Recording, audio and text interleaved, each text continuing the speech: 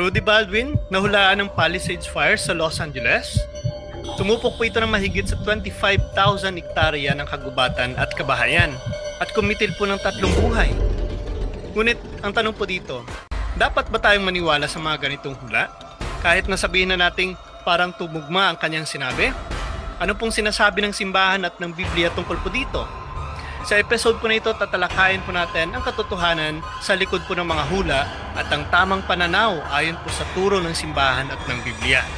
Kaya huwag pong kalimutan na mag-like at mag-subscribe at i-click pong notification bell para sa iba pang makabuluhang content.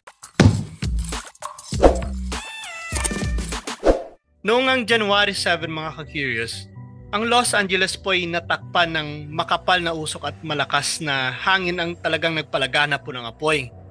Ang sunog po ay nagdulot ng takot at pagkawasak ng maraming pamilya, lalong-lalo na po ang mga matatanda na hindi nakalikas sa oras na yon. 2 araw po bago ito mangyari, sinabi daw ni Rudy Baldwin na magkakaroon ng malaimpyernong trahedya sa kanlurang bahagi po ng Estados Unidos. So para daw sa iba, ang ganito pong prediksyon ay patunay ng kanyang gift na malaman ang hinaharap. Ngunit ano po bang sinasabi ng simbahan at ng Biblia ukol po dito? Ang hula po ay isang konsepto na matagal ng bahagi po ng iba't ibang kultura at paniniwala. Ang ideya ng isang tao o nilalang na may kakayahan po na makita ang hinaharap ay talagang nagdulot po ng pagkamangha at pag-alinlangan sa maraming tao. Gayunpaman po sa pananaw po ng simbahan at ng Biblia tungkol po sa hula ay malinaw talagang tumututol po dito. Sa kabila po ng popularidad ng mga manghuhula, ang simbahan at ang Biblia po ay naninindigan na ang mga gawaing tulad nito ay salungat sa pananampalatayang Kristiyano at maaari pong magdulot ng tinatawag po natin na spiritual danger. Sa ilalim nga po ng gabay ng banal na kasulatan at tradisyon, itinuturo po sa atin ng simbahan na ang Diyos lamang ang may ganap na kaalaman sa hinaharap. At ang anumang pagtatangka na tuklasin po ito sa pamamagitan po ng mga hula ay isang pagtalikod sa tiwala sa Diyos.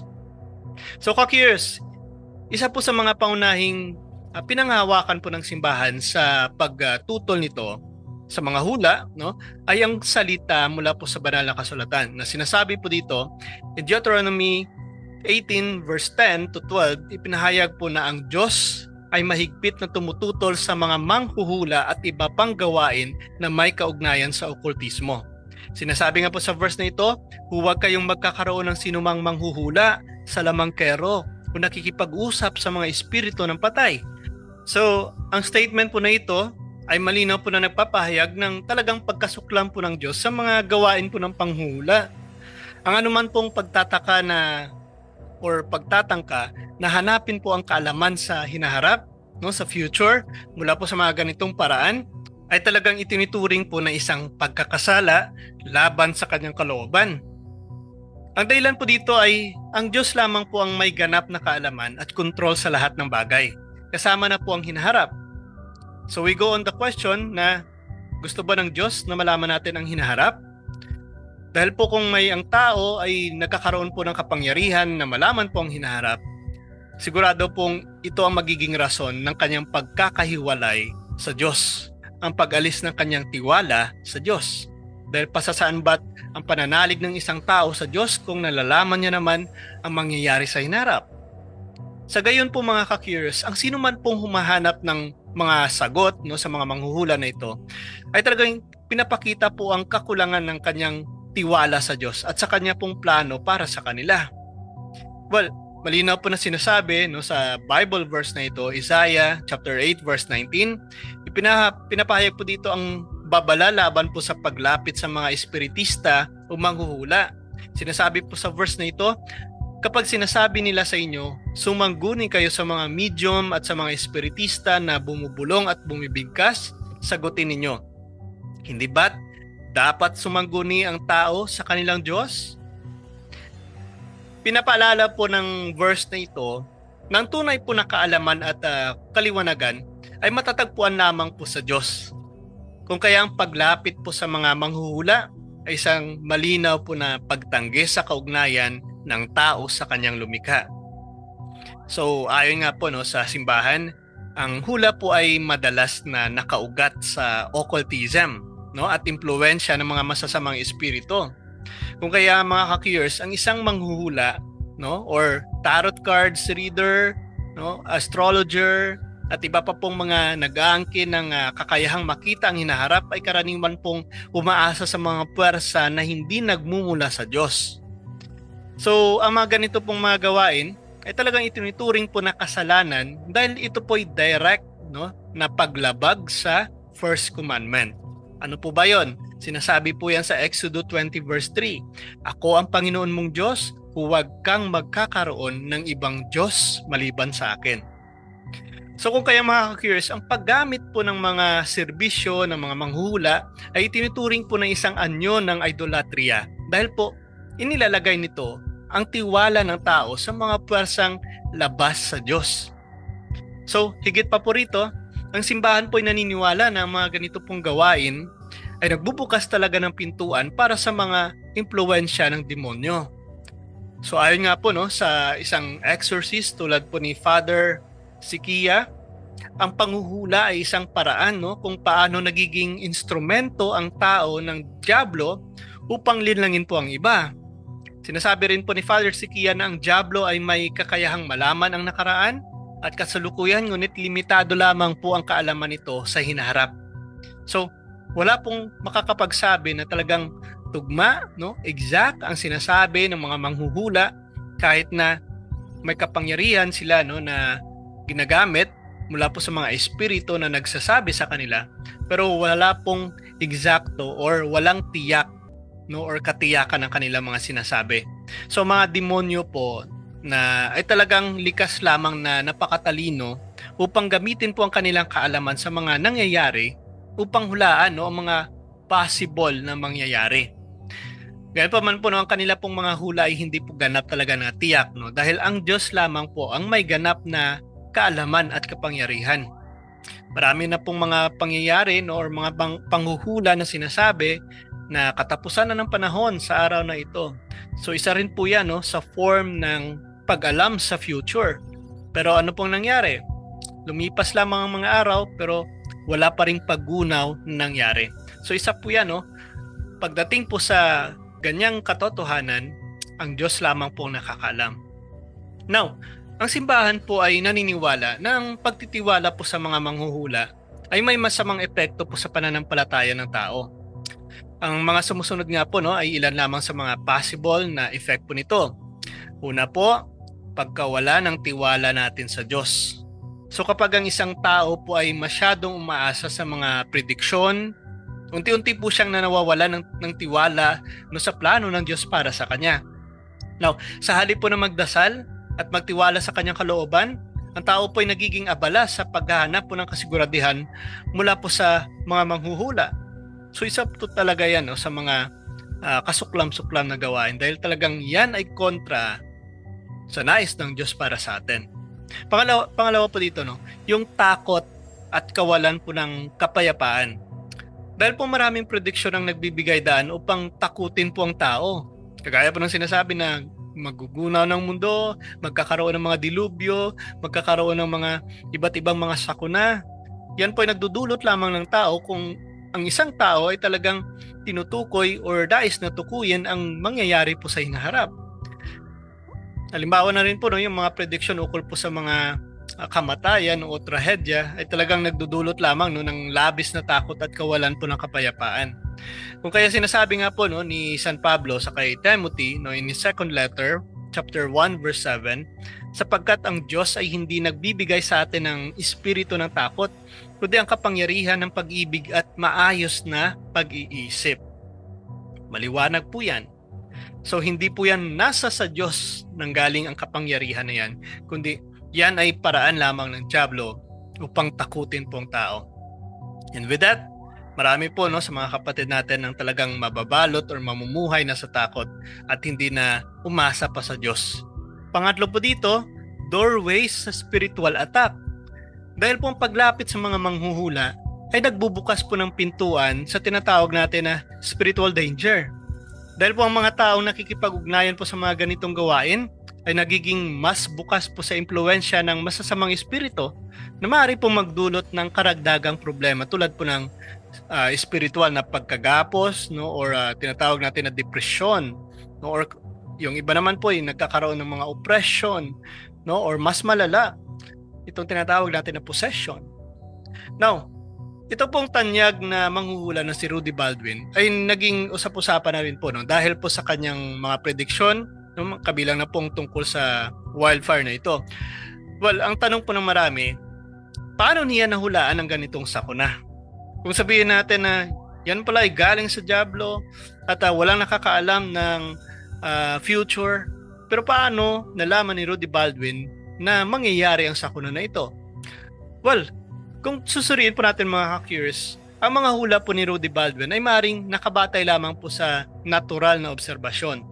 Dahil ang pagbabago po ng klima, no, tagtuyot at kapabayaan po ng tao ay talagang isa, no, sa mga kilalang sanhi, no, ng wildfires na ito sa iba't ibang bahagi din ng mundo. Maaring ginamit po ng diablo ang mga sinyalis na ito upang ipakita po ang prediction sa isang manghuhula. Gayon pa man po, no, ang pinaka-intention nito ay hindi po magbigay ng babala, kundi talagang magdulot po ng takot sa tao. Sa halip po na umasa po ang manghuhula, sa halip na umasa po tayo sa manghuhula, hinikayat po ng simbahan na tayong mga mananampalataya ay magtiwala po sa plano ng Diyos. Yan naman po talaga. Sinasabi nga po, no, sa Biblia, Jeremiah 29:11, sapagkat alam ko ang mga plano ko para sa inyo, sabi ng Panginoon, mga planong magdulot sa inyo ng kapayapaan at hindi ng kasamaan, upang bigyan kayo ng hinaharap at pag-asa. Now, ka-curious, ang verse pong ito ay nagpapaalala po na ang Diyos ay talagang may perpektong plano po para sa bawat tao. Kung kaya ang pananampalataya po sa Kanya ay nagdudulot po ng kapayapaan, no, at katiyakan sa kabila po ng kawalang katiyakan sa ating hinaharap. Sa halip po na sumangguni tayo sa mga manghuhula, ang simbahan po ay nagbumungkahi ng mga sumusunod na paraan na ito upang harapin po natin ang hinaharap. Una po dito, dasal at pagninilay. Dahil po ang prayer, no, ay isang makapangyarihang paraan upang humingi po ng gabay mula sa Diyos. Na sa pamamagitan po ng pagninilay, ang tao po ay nagkakaroon ng kaliwanagan sa kalooban ng Diyos. Pangalawa po dito, ang pag-aaral po ng banal na kasulatan. Dahil po ang pagbabasa ng Biblia ay nagbibigay po ng inspirasyon at karunungan upang maunawaan po natin, no, ang layunin talaga ng Diyos sa ating buhay. And last, of course, no, pag-consult ng spiritual guidance. Para maaari po nating lapitan, no, yung ating mga kaparian, mga madre at na nagbibigay po ng gabay at talaga makakatulong po na sa pagbibigay ng tamang direksyon at payo po para sa mga sitwasyon ng kawalang katiyakan. So, ka-curious, ang pananaw po patungkol dito ay ng ating simbahan, of course, ay isang maliwanag talaga na hindi sinasang-ayunan, no, ng simbahan at ng Biblia. So, ka-curious, ang pananaw po ng simbahan sa hula ay malinaw at matatag. Ang hula at mga gawaing may kaugnayan dito ay hindi tinatanggap sapagkat ito ay salungat sa pananampalatayang Kristiyano. Ang Diyos lamang po ang may ganap na kaalaman sa hinaharap. At anuman po ang pagtataka na tuklasin ito sa pamamagitan po ng mga manghuhula ay isa pong pagtalikod sa tiwala sa Diyos. So sa halip po na maghanap po tayo ng sagot sa mga manghuhula, well, in-encourage po tayo ng simbahan na tayo po mga mananampalataya ay magtiwala po sa plano ng Diyos. No, magdasal parate at magpakasipag po, no, sa paggawa ng mabuti.